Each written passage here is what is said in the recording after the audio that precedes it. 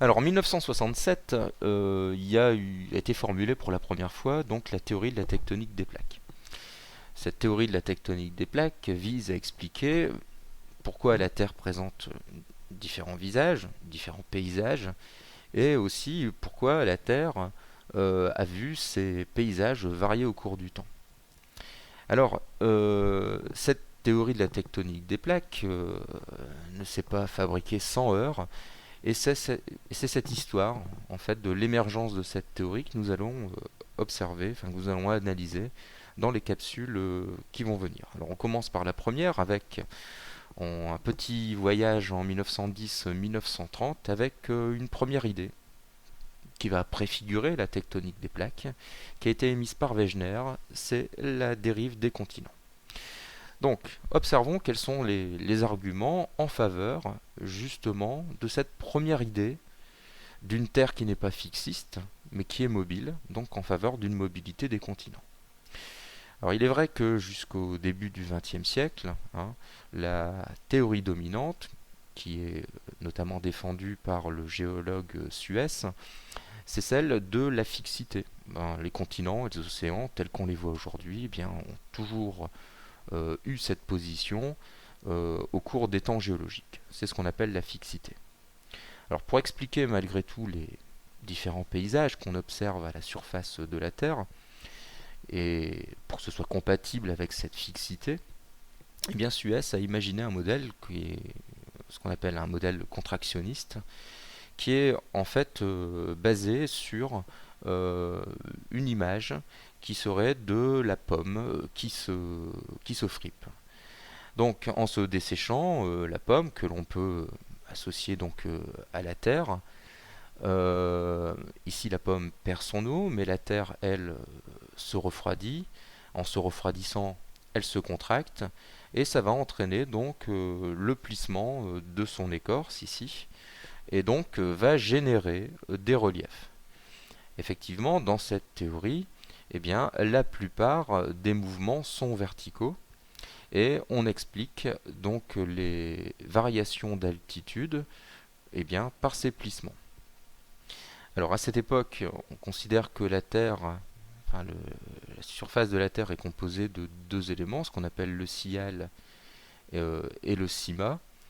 Et le sial reposerait directement donc sur le cima et ce serait le sial qui s'enfoncerait dans le cima et ce qui serait à l'origine de ces mouvements verticaux. Alors ces mouvements verticaux, par exemple ici donc une situation initiale avec un continent unique, et bien avec un effondrement ici au cœur de ce continent, avec le sial qui s'enfoncerait dans le cima, et bien serait à l'origine de la formation des chaînes de montagnes, des reliefs que l'on observe, et les zones d'effondrement donneraient les planchers océaniques. Donc avec cette théorie, finalement, les continents et les fonds océaniques seraient de même nature. Alors, à cette époque, la croûte terrestre, on la connaît, on sait que c'est une partie, il y a une partie qui est superficielle, qui serait composée de granit, de roches métamorphiques, de différents sédiments, et il y aurait un soubassement qui serait un petit peu plus dense, légèrement visqueux, qui serait composé de basalte et de péridotite. Donc, avant l'idée proposée par Wegener, voilà un peu l'idée qu'on se faisait de la structure du globe et de la manière dont pouvaient être générés les différents reliefs, les continents et les océans. Alors en 1912, dès 1910 en fait, Wegener va réfuter cette idée justement de la fixité des continents et va proposer son idée qui est celle d'une dérive des continents. Alors pour Wegener, les continents se déplacent horizontalement. Alors il y a quelques données scientifiques donc à l'origine de cette dérive des continents. Il se base tout d'abord donc sur la distribution des reliefs à la surface de la Terre.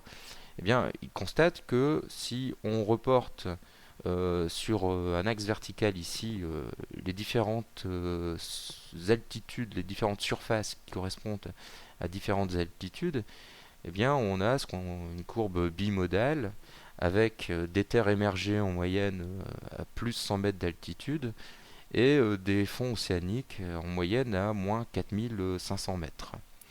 Alors, deux pics, plus 300 et moins 4800. Alors, si la théorie fixiste était validée, eh bien, on devrait observer une répartition aléatoire des reliefs suivant la courbe verte ici. Donc la présence de ces deux maxima ici eh bien, conforte Wegener dans l'idée que la surface de la Terre n'est pas fixe et qu'il doit y avoir donc une différence entre les océans et les continents du fait de la présence de ces deux maxima. Donc pour Wegener, il y aurait donc deux croûtes qui seraient géologiquement différentes. Il y aurait une croûte continentale plutôt légère, donc le Sial qu'on a vu précédemment, et on aurait une croûte océanique, le Sima, qui serait un petit peu plus dense et qui constituerait le plancher des océans. Alors Wegener apporte aussi d'autres arguments d'origine paléontologique, climatique, morphologique. Eh bien, il constate par exemple que certaines espèces aujourd'hui disparues sont présentes par exemple en Amérique du Sud et en Afrique, et que, eh bien, comment expliquer la présence de ces deux espèces séparées par cet océan où rien ne peut les faire communiquer. Eh bien, sinon qu'en rapprochant donc l'Amérique du Sud et l'Afrique. Et là, on a une concordance des aires de répartition de ces espèces anciennes. Même chose en climatologie, il constate la présence de moraines, c'est-à-dire de traces anciennes de glaciation, qui sont aujourd'hui très séparées géographiquement. Et bien, si on rapproche les continents, eh bien, on arrive ici à une calotte polaire unique. Même chose, si on regarde ici des zones géologiques anciennes, des boucliers ici, qui sont séparés, et bien si on rapproche les continents, et bien on peut avoir une correspondance entre ces zones aujourd'hui complètement séparées. Alors fort de toutes ces observations, Wegener va proposer un modèle de la dérive des continents. Alors il est basé donc sur les éléments suivants. Premièrement, le Sial flotte sur le Sima. Donc les effondrements qui sont proposés donc par la théorie fixiste sont donc incompatibles avec ces lois de la physique. Wegener dit que les mouvements verticaux eh bien, sont essentiellement provoqués par les phénomènes d'érosion qui vont faire remonter le Sial. Et les déplacements horizontaux eh bien, des continents eh bien, seraient possibles un peu à la manière des radeaux, c'est-à-dire que à partir d'un continent unique, après fracturation, eh bien, il y aurait migration de part et d'autre de cette fracturation et donc un éloignement progressif des continents. Un peu à la manière de ce que l'on peut voir aujourd'hui au niveau de la banquise en Terre Adélie, avec les fractures ici au niveau de la banquise et un éloignement progressif des deux blocs de part et d'autre de cette fracture. Donc Wegener propose ce dessin avec à la fin donc, de l'ère primaire un continent unique qu'on appelle la Pangée et son ouverture progressive jusqu'à la position actuelle des continents.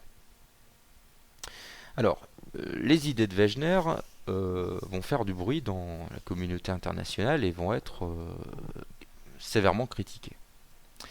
Alors, on va critiquer un petit peu chacun de ces arguments et voir un petit peu donc quels ont été les contre-arguments. Alors, concernant donc la similarité des faunes et des flores fossiles sur les différents continents, eh bien les fixistes vont opposer l'idée de passerelles ou de ponts continentaux qui ont existé entre les différents continents. Et ces passerelles continentales eh bien, auraient permis à des espèces qui, par exemple, auraient été purement africaines, de passer en Amérique du Sud. Bon, c'est le cas, par exemple, ici pour le mésosaure, qu'on retrouve en Afrique et en Amérique du Sud. Eh bien, grâce à l'existence de ces ponts continentaux, eh bien, on aurait pu retrouver le mésosaure, effectivement, sur ces deux continents. Alors, d'après cette théorie fixiste, eh bien, on ne retrouve plus aujourd'hui ces ponts continentaux parce que tout simplement ils se sont effondrés et ce qui a donné donc les océans, les planchers océaniques aujourd'hui entre ces deux continents. Alors en ce qui concerne la complémentarité des côtes, Wegener propose donc un rapprochement morphologique. Alors c'est bien en ce qui concerne l'Amérique du Sud et l'Afrique. Par contre, les opposants à Wegener lui opposent l'idée que la concordance est loin d'être parfaite de part et d'autre de l'Atlantique Nord. Alors, en ce qui concerne la mobilité horizontale des continents, alors ça fait couler beaucoup d'encre. Le principal argument, c'est que la Terre est quasi entièrement solide et beaucoup trop résistante, déjà un peu pour se fracturer, et pour déplacer des masses continentales, ça devait générer des forces que la Terre ne pouvait pas générer.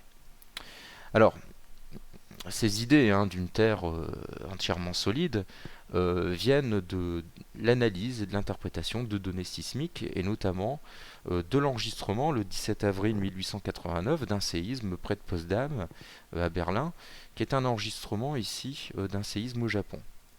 Alors, déjà, on se rend compte à cette époque que finalement, les ondes sismiques peuvent se propager dans les profondeurs du globe. Et donc, au début du XXe siècle, eh bien, il va exister à peu près une centaine de sismographes dans le monde pour enregistrer donc, ces raies sismiques. Alors, justement, en se basant sur les propriétés de ces ondes sismiques, eh bien, il va y avoir des contre-arguments de poids. Donc ces raies sismiques, on peut considérer qu'elles sont de deux types. Il y a les ondes de surface et les ondes de volume. Alors les ondes de surface, elles, eh bien, se déplacent parallèlement à la Terre, donc elles ne pénètrent pas dans le globe, elles n'ont pas d'intérêt pour démontrer donc, la structure de l'intérieur du globe. Par contre, deux autres types d'ondes qu'on appelle les ondes premières, puis les ondes secondes ou les ondes S, eh bien, elles sont des ondes de volume qui traversent toute la Terre. Alors les ondes P voyagent dans tous les milieux, tandis que les ondes S, elles, ne se propagent pas dans les liquides, donc elles ne se propagent que dans les solides. Alors en 1912, eh bien, on se rend compte que les ondes S sont arrêtées à 2900 km de profondeur. En 1923, Gutenberg on propose une interprétation et il dit simplement que la Terre est solide et rigide jusqu'à une profondeur de 2900 km, ce qu'on va appeler une discontinuité, la discontinuité de Gutenberg. Donc ce manteau, qui va jusqu'à 2900 km, donc jusqu'à la limite d'un noyau qui serait, lui, liquide, eh bien, la grande majorité ici de la structure du globe serait composée de matériaux solides, qu'on opposerait à un noyau liquide. De plus, il remarque à cette époque que la vitesse des ondes augmente avec la profondeur, donc ce qui veut dire que non seulement la Terre est solide en profondeur, mais en plus sa densité est de plus en plus importante au fur et à mesure qu'on s'enfonce. Donc finalement, les idées de Wegener ne collent pas avec ces observations parce que on a une Terre solide, et ce jusqu'à 2900 km, et de plus en plus dense. Comment la fracturer, comment la déplacer, il faudrait des forces inimaginables. Alors en 1924, justement, c'est le géophysicien Harold Jeffreys qui amène cette idée qu'il est impossible d'imaginer des forces suffisamment importantes pour générer ces mouvements de grande ampleur des continents, et donc la théorie de la dérive des continents va être rejetée. Alors, il y a un dernier sursaut en 1928, donc par Holmes et Dutoit. En 1928, donc on est aux alentours de la découverte de la radioactivité. Et donc Holmes et Dutoit émettent l'hypothèse que la chaleur qui va être libérée par la désintégration des éléments radioactifs va pouvoir rendre les matériaux du manteau fluides et pouvoir générer des mouvements de convection au sein du manteau. Et ces mouvements de convection fractureraient la croûte continentale et pourraient provoquer la mobilité des continents.